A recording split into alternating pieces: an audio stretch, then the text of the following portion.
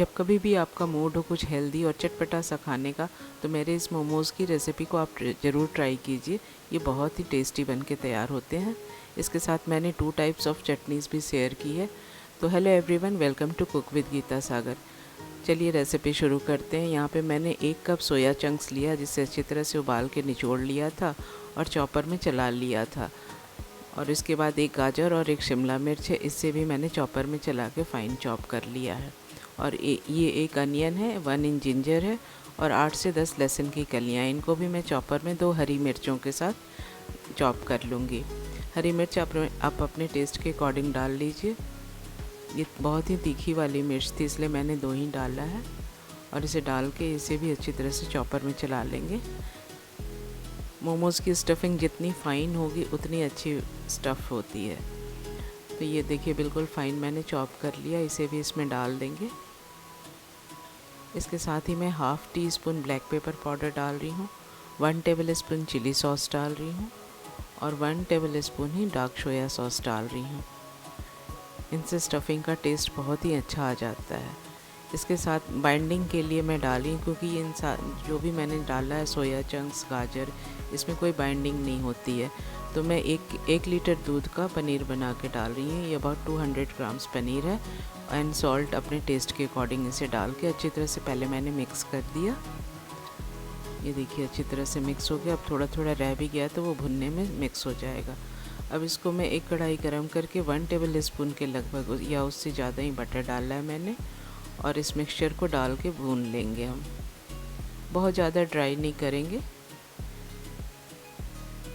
इस तरह से आपस में सारी चीज़ें मिक्स भी हो जाएंगी।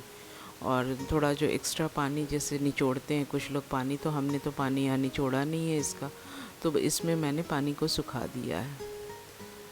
तो ये देखिए 5 से 10 मिनट भूनने के बाद कुछ इस कंसिस्टेंसी का हमारा ये स्टफिंग हो गया। अब मैंने गैस के फ्लेम से उसको हटा दिया। अब यहाँ पे मैं रेड वाली चटनी बना रही हूँ, तो इसके लिए मैंने 1.5 कप पानी लिया है। इसके साथ ही 3 कश्मीरी रेड चिली डाली है मैंने होल, एक प्याज है, 8 से 10 लहसुन की कलियाँ हैं, 1 इंच अदरक का टुकड़ा है, इसे काट के डाल रही हूँ।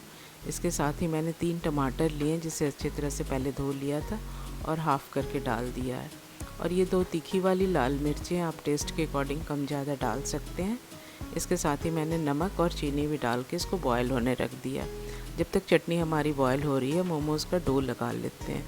तो हमने 1 कप मैदा लिया है, उसमें हाफ़ टी स्पून सॉल्ट डाल के, और कुछ भी नहीं डालेंगे, बस पानी से इसे हार्ड गूँधेंगे, सॉफ्ट नहीं गूँधेंगे। जैसे हम पूड़ी का डो लगाते हैं ना, उस तरह से इसे गूँध लेंगे। ये देखिए हमने इतना टाइट गूँधा है इसे, जैसे हम पूड़ी का डो लगाते हैं उसी तरह का ऐसे गूँध लेंगे। और इसे कवर करके 5 से 10 मिनट का रेस्ट दे देंगे। जब तक हम अपनी चटनी को भी देख लेते हैं, ये अच्छी तरह से बॉयल हो गई है। आप चाहो तो यहाँ पे स्किन निकाल भी सकते हो या फिर रहने भी दे सकते हो। तो मैंने स्किन को निकाल दिया टमाटर की, और फिर से इसे बॉयल होने रख देंगे। अब देखिए ये थोड़ा अच्छी तरह से रिड्यूस हो गया है, थोड़ा सा पानी इसका।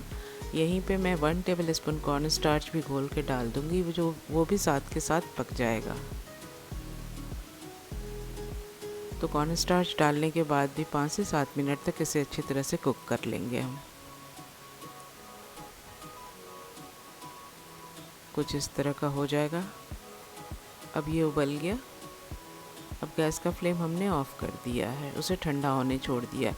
यहाँ स्टफिंग भी हमारी अच्छी तरह से ठंडी हो गई है। देखिए मैंने इसे एक बाउल में ट्रांसफ़र कर लिया है, और इसमें इस स्टेज पे मैं इसमें 1 टीस्पून विनेगर डाल रही हूँ। विनेगर डालने से क्या होता है, जो सब्जियों का फ्लेवर थोड़ा अलग सा आता है ना, वो माइल्ड हो जाता है।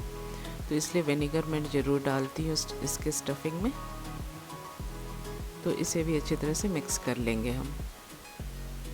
ये स्टफिंग हमारी रेडी हो गई, डो भी हमने गूँध लिया। अब चलते मोमोज़ बनाने। तो 1 कप के मैदा के मोमोज़ से काफ़ी 20 से 25 मोमोज़ बन जाते हैं। मैंने काउंट नहीं किया है, पर बहुत बन जाते हैं।